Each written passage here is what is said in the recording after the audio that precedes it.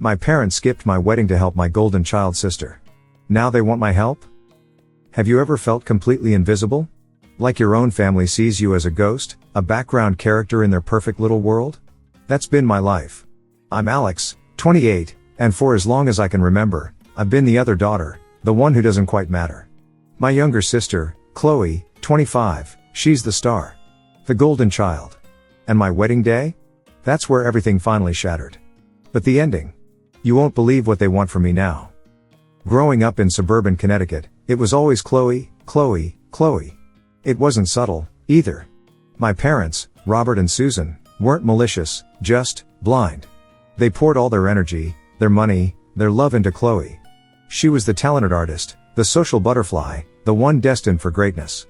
I was the quiet one, good at academics, happy to blend in. One memory stings more than others. When I was 12, I won a regional science fair. A big deal. I raced home, bursting to tell my parents, only to find them completely engrossed in Chloe's upcoming school play. She was playing a tree, for crying out loud. I stood there, holding my trophy, until my mom finally noticed me. "Oh, that's nice, honey," she said, before turning back to sew leaves onto Chloe's costume. That trophy ended up in a box in the attic. It continued like that. My high school debate team victories? Barely acknowledged. Chloe's mediocre pottery class? Front page news in the family. I even started testing them, deliberately not mentioning achievements just to see if they'd ask. They never did. My first serious boyfriend, Ethan, tried to understand, but he always downplayed it. "They just adore Chloe," he'd say. "She's the baby of the family." Like that excused their blatant favoritism. Like I was imagining the constant feeling of being second best. The driving lessons incident was a classic. Dad promised he'd teach me when I turned 17. He made a whole production of it, talking about father-daughter bonding. But then Chloe needed help with her college application essays, which, knowing Chloe, were probably filled with fabricated sob stories, and suddenly Dad was too busy. My Aunt Carol, bless her heart, stepped in. Dad didn't even apologize. College acceptances? Same story. I got into a prestigious engineering program on a partial scholarship. The same week, Chloe announced she was going to a local community college to find herself, read, party. Guess which event got a celebratory dinner? I finally confronted them when I was 20, home for the summer. Huge mistake. Mom got defensive, accusing me of being jealous and ungrateful. Dad just sat there, his usual silent, agreeing self. The message was clear. Chloe's feelings, Chloe's needs, always trumped mine. Aunt Carol was my lifeline. My dad's younger sister, she saw everything. She'd take me aside at family gatherings and say, "This isn't right, Alex. You deserve better." She was the only one who validated my feelings, the only one who didn't make me feel crazy. So, I focused on my studies, poured myself into my engineering degree, landed internships, built a solid network. I was determined to succeed, to prove myself, even if my own parents didn't notice. And, stupidly, I held on to this tiny, flickering hope that my college graduation would be different. That this major accomplishment, would finally make them see me. 2 weeks before the ceremony, I reminded them. "Graduation's on the 20th, 11 a.m., I texted. Mom's reply? "Wouldn't miss it for the world, sweetie." Heart emoji, of course. The day before, I sent another text to the family group chat. "Ceremony starts at 11. Parking's a nightmare, so aim for 10:30. No reply, but that was typical. Graduation day arrived. I was nervous, excited, a weird mix of emotions. Ethan was supposed to pick me up at 9:30. By 10 o'clock, he still wasn't there. I called. Background noise, laughter. "Ethan? Where are you?" "Oh, something came up," he stammered. "I'm at Chloe's." "At Chloe's? On my graduation day?" My stomach dropped. I knew, instantly. "You're kidding, right? Your mom asked me to help her pack for her trip. She's going to Europe. I thought you knew." That was the moment. The way he said it, not with surprise or guilt, but with annoyance. Like I was being unreasonable. Like he genuinely thought I knew that helping Chloe pack for a spontaneous trip was more important than my graduation. And it hit me, Ethan had always been fine with this dynamic. Always happy to play along with the Chloe-centric universe my parents had created. He wasn't on my side. He never had been. "So, none of you are coming?" I asked, my voice strangely calm. Your parents said they might try to make it for the end, Ethan said, as if that made it okay.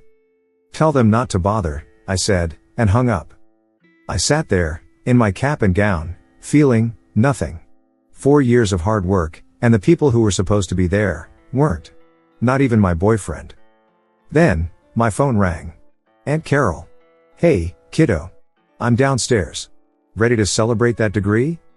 Aunt Carol had flown in from California, specifically for my graduation. She'd always been my champion, the one person who truly cared. Yeah, I said, grabbing my keys. I'm ready. The ceremony itself was a blur. I scanned the crowd, still pathetically hoping for a last-minute miracle. Nothing. Rows and rows of proud parents, hugging their graduates.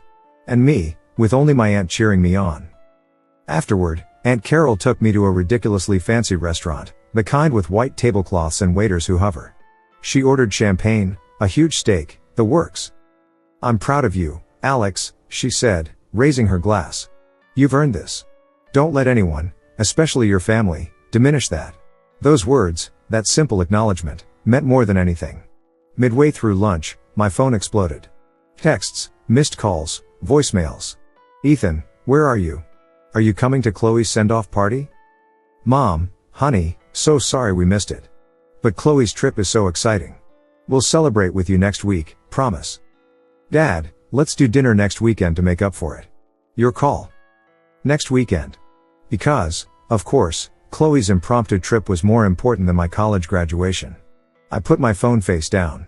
Aunt Carol saw my expression. Let me guess, she said, cutting into her steak. Party? I nodded. She shook her head. Unbelievable. She paused. Here. She handed me an envelope. Inside was a check for $75,000 and a business card for a woman named Sarah, a tech recruiter in Austin, Texas. Consider it a graduation gift, Aunt Carol said. Sarah's looking for talented engineers. She'll get you an interview. Get out of here, Alex. Start fresh. You deserve it. I stared at the check.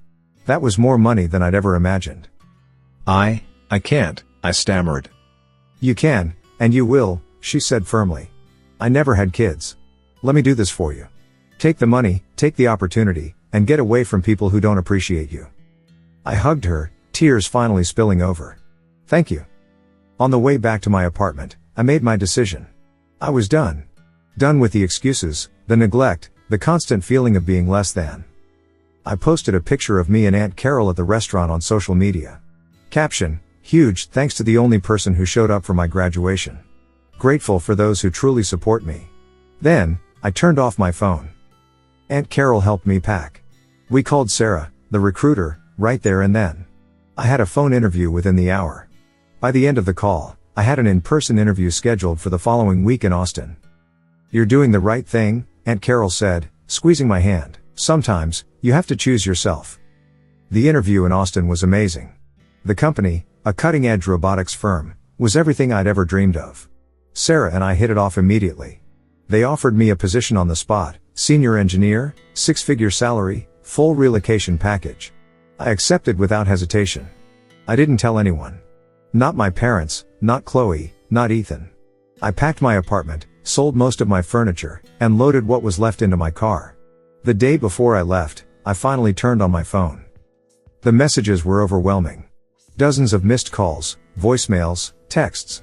My parents demanding to know where I was, why I was ignoring them, how I could be so selfish after everything they'd done for me. Ethan's messages were the most pathetic. He went from pleading apologies to angry accusations, then to desperate pleas for me to call him. He even claimed my neighbor had told him I was moving. I ignored them all. I sent a quick email to my landlord, breaking my lease, and then, at 5 a.m., I started driving. The drive to Austin took 3 days. I stayed in cheap motels, ate fast food, and listened to audiobooks. And I felt free. Lighter than I'd felt in years. The first few months in Austin were a whirlwind. The company put me in a temporary apartment while I looked for a place. I found a gorgeous condo with a view of the city skyline. I dove headfirst into my work, learning everything I could, exceeding expectations. I made friends, joined a hiking club, started exploring my new city. I still talked to Aunt Carol regularly, but as far as everyone else knew, I'd disappeared. I changed my number, deleted my old social media accounts, and created new ones under a slightly different name. I didn't want to be found.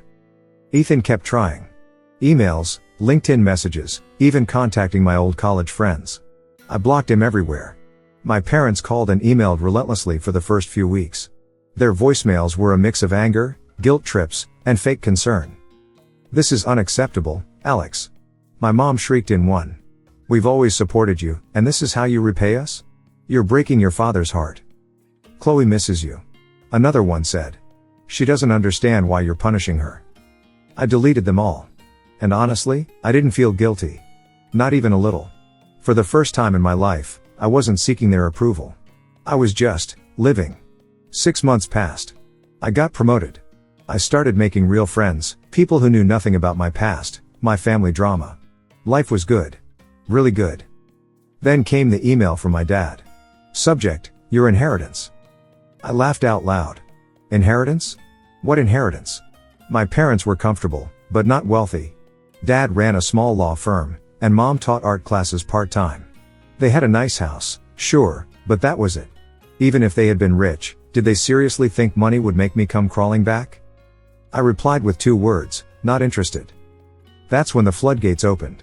My phone blew up. Emails poured in. My mom, claiming they'd always planned to help me out financially. My dad, lecturing me about family responsibility and accusing me of being childish and ungrateful. It was all so transparent. They'd had months to apologize, to acknowledge their mistakes. But no, they were trying to use money as bait. After a week of this, I finally answered one of Dad's calls. "What?" I said, flatly. "Alex, thank God. We've been so worried. Where are you?" "I'm fine. What do you want?" He cleared his throat. "Son, we need to discuss your future. Your mother and I have been reviewing our will." "Let me stop you right there," I interrupted. "I don't want your money. I don't need your money." "But, Alex." His voice turned stern. "This inheritance could set you up for life. Don't throw away your future because you're angry about one missed event." I couldn't help it. I started laughing. "What's so funny?" he demanded. "You still don't get it, do you? It was never about one missed event. It's about a lifetime of being treated like I don't matter. And now you think you can buy your way back into my life? What do you mean, you don't need it?" He sounded confused. "I mean, I have a great job. I make more than enough money. I'm doing well, no thanks to you or mom." Silence. "So, that's it?" he finally said.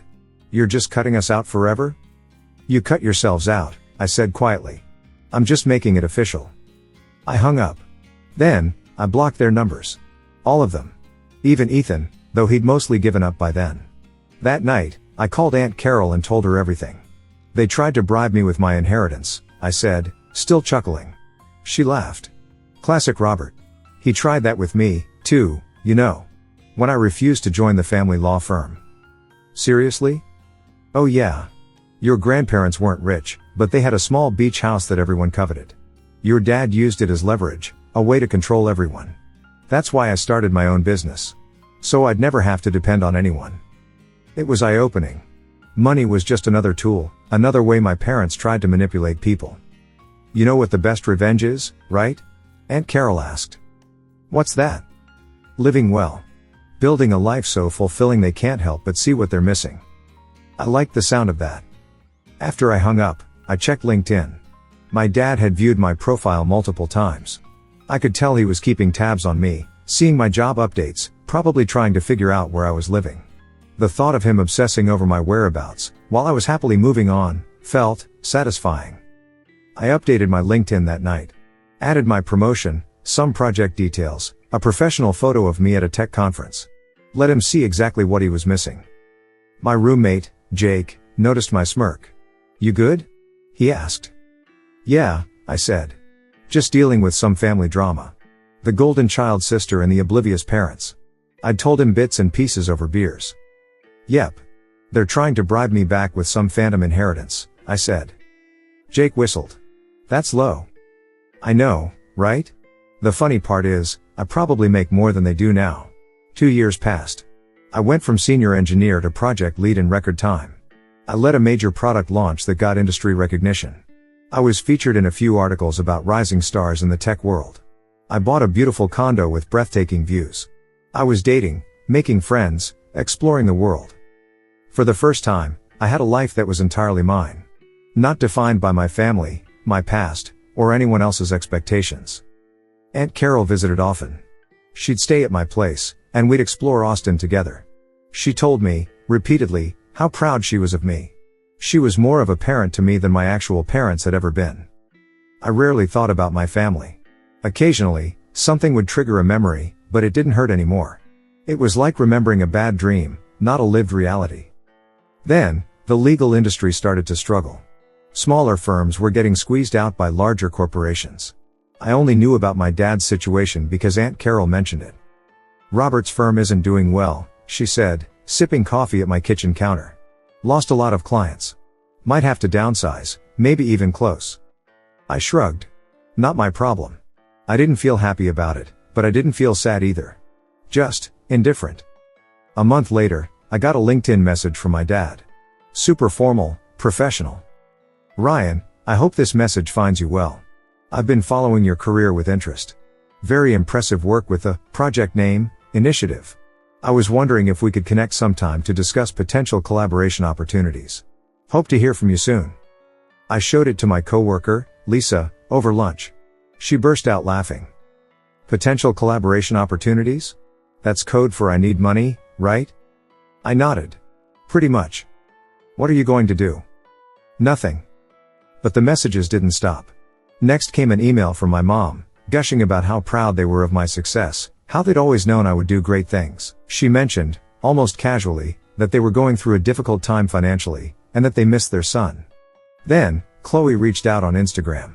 Hey stranger. Long time no talk.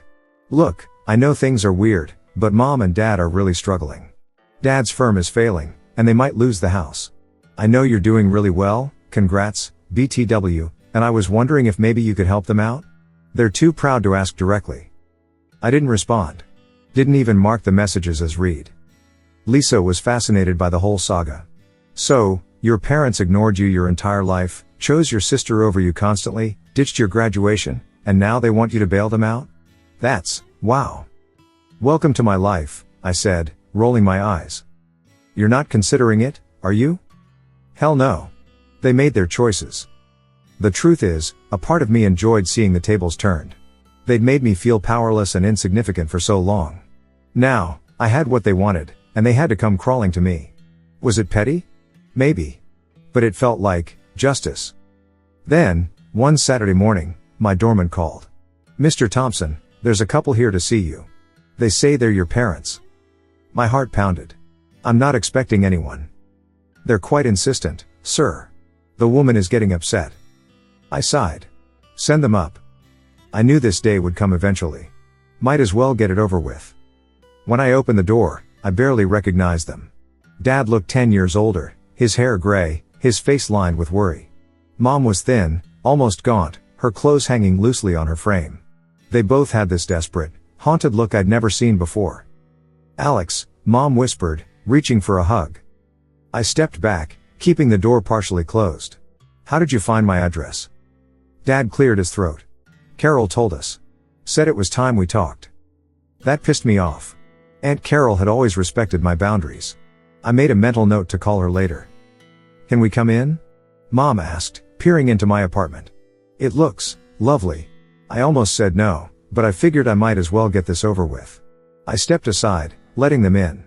Their eyes widened as they took in my condo, the view, the furniture, everything. You've done really well, Dad said, sounding a mixture of jealous and, surprisingly, proud. What do you want? I asked, not offering them seats. They looked at each other, a silent conversation passing between them.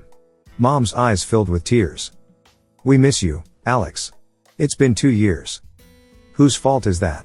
I shot back. Dad sighed. We know. We messed up. Missing your graduation, we should have been there. We've had a lot of time to think about everything. How we treated you growing up. It was never just about graduation, I said, feeling like a broken record. It was my entire life. We know, Mom said, staring at the floor. We understand that now. I crossed my arms. So, what changed? The articles about me? Seeing my success? Because you didn't care about understanding until I started making good money. Dad's face reddened. That's not fair. Seriously? You're here because you need something. Just tell me what it is. Money. Mom wiped her eyes. Your father's firm is failing. We might lose the house. We had to sell my car. And Chloe had to drop out of her photography program because we can't afford it anymore. And there it was. The real reason. Not remorse, not regret, but desperation. They needed a bailout. So, you thought I'd just write you a check? After everything? We're your parents, Dad said, his voice regaining some of its old authority. Family helps family. I laughed. A harsh, bitter laugh. Family helps family? Where was that attitude when I needed you?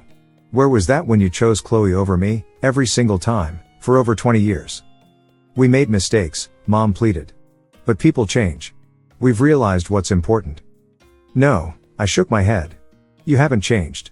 You're still just looking out for yourselves. The only difference is, now you need me, instead of the other way around. I walked to the door and opened it. Time for you to leave. Dad's face hardened. That's it? You're turning your back on us? After everything we did for you? That was the final straw. What, exactly, did you ever do for me, Dad? Seriously? Name one time you put me first. One time you chose me over Chloe. He opened his mouth, froze, then closed it again.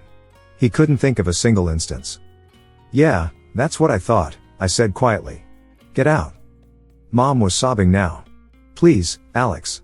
We have nowhere else to go. For a split second, I almost felt bad for them. Almost. That sounds like a you problem, I said.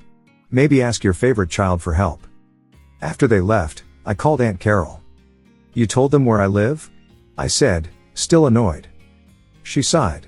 Look, kid, I thought it was time. They're in serious trouble. And they are your parents. They only showed because they wanted money. She admitted. But, sometimes people change, life changes them. You don't need to help them. I just thought you should face them. I thought about it all night. The next morning, I typed up an email. I'm not giving you money. Not because I don't have it, but because cash won't fix what's broken between us. I've spent 2 years building a life without you, and I'm thriving. I don't hate you anymore, but I don't need you either. Figure your own lives out. Don't contact me again. I hit send, closed my laptop.